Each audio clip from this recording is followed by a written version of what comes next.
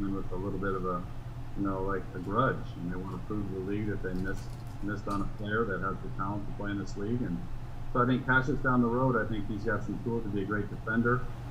He's great in the open floor with his athleticism. I think the skill part of his game will really evolve, working with Nate and our new coaching staff. And I know Nate in the room was very excited as well. He's watched a lot of film from all these guys. And Cassius is the type of player, when you watch him on film, he pops. You look for a player who has some sort of skill or trait that really pops on film.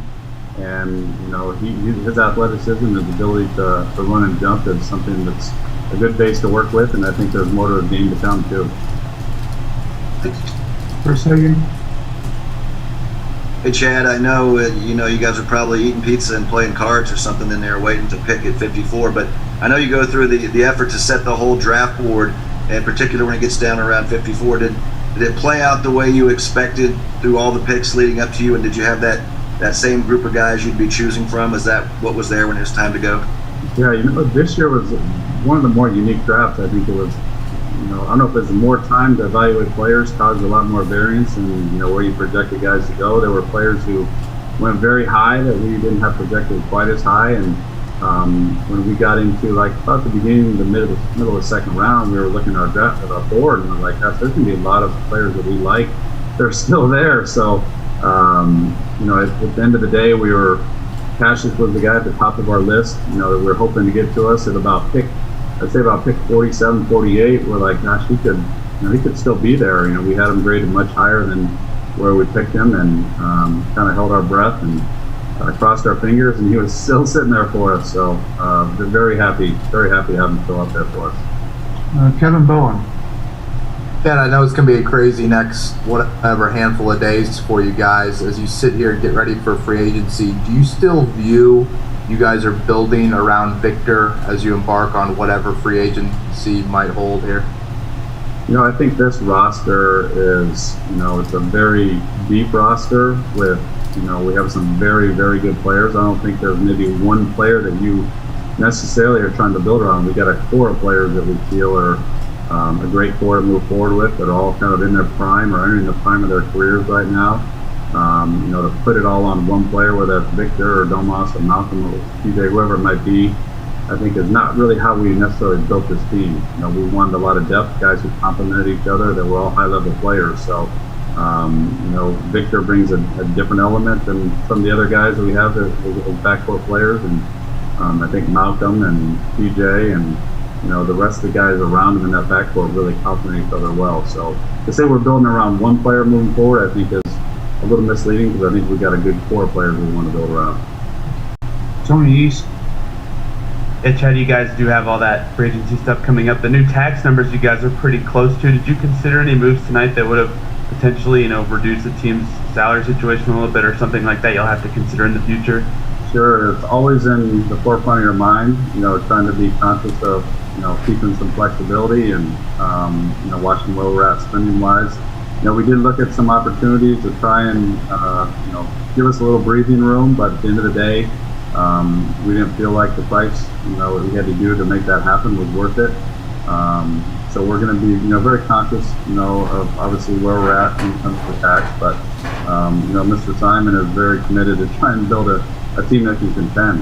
And I think, he's going to support what we feel is the best basketball decision. He always has done that, and he's been great about that for KT and Kelly and Peter when he was here, and so he's always been supportive of that. If he feels like this move can help us get to the next level, then he's going to support us with that. Anyone else? Raise your hand.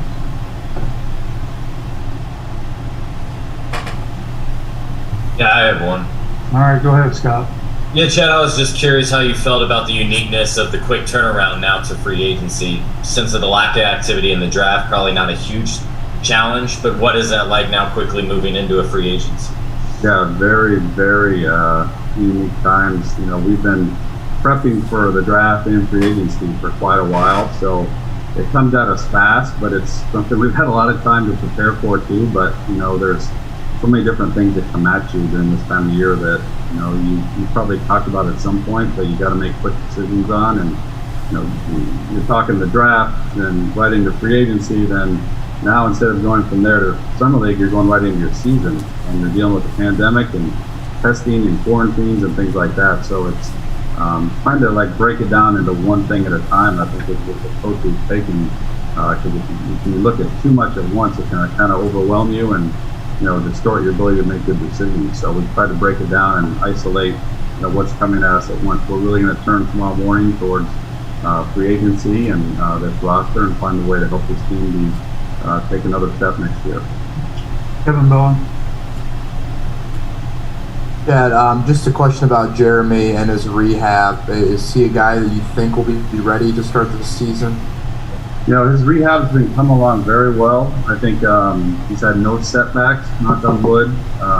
Josh Corbeil, Carl Eaton, the staff, they've been handling the rehab. Sean Wendell are very encouraged with where he's at. I think he's kind of hit the point now where he's, coming back from that type of injury. It becomes part of it is, you get through the physical part of healing your body, but now it becomes a little bit of a mental thing you've got to overcome. The first time you jump in a crowd, or you land a little awkward, or you're run and jump, like maybe it's the motion that caused the injury before, the first time you do that. So Jeremy kind of getting over that hurdle is going to be kind of a big part of his recovery, but he's on the floor, he looks great, he's feeling well, he's starting to progress to do more and more kind of every week as he progresses through the rehab, and we have a lot of confidence in our staff and what they're doing with them, and I think Jeremy does as well, and optimistic that we'll have him back, at the start of the season or close to once we get going with the start of the season. But we're not going to push him until he's ready, and he'll know when he's ready, and our staff will tell us when he's ready.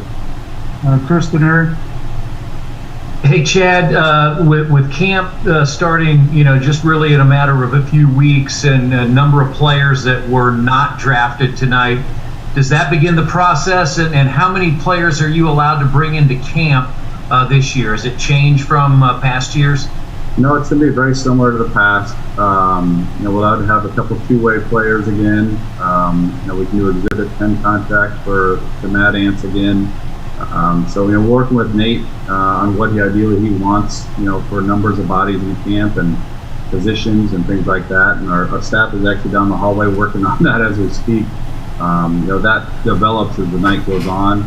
A lot of the groundwork is laid before the draft on, players, whether it be a two-way contract or Exhibit 10 or a training camp invite. So that takes, a little bit of time, but we're working on that as we speak. And, like you said, training camp's right around the corner, so it's a little unique this year. But I think it creates a little more urgency for, agents to make decisions, players to make decisions, and teams to make decisions. So, we'll put together a camp and a roster for both the Pacers and Mad Ants that we believe in and our coaches believe in.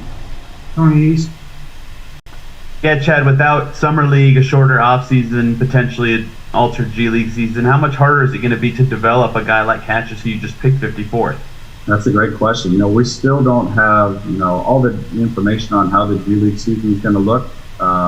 We do know that we can, get them here and start training with our guys and our coaches. But we'll kind of use, the guidance the league gives us on how that's going to work. We'll potentially look at a two-way situation potentially, which we'll talk to his agent about some more. But we'll get our hands on it as soon as we can, and I know he's excited to get here and talking with Cassius tonight. Scott Agnes. Hey, Chad, Nate's quite a difference in terms of player development. What kinds of things did he stress? What was he hoping for, looking for in his next group of players here, starting with Cassius? Yeah, I think Nate likes versatility. He likes guys that can dribble, pass, and shoot.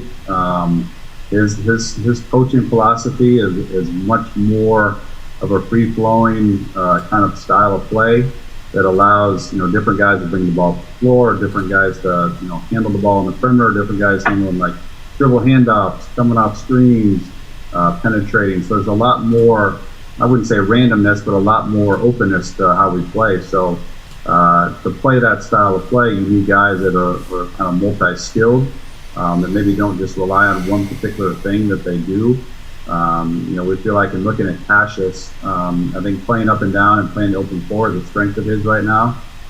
Nate really likes his ability to get to the paint, which is a big part of what Nate wants to do with a spread floor. The paint's wide open. He wants guys that can get in there.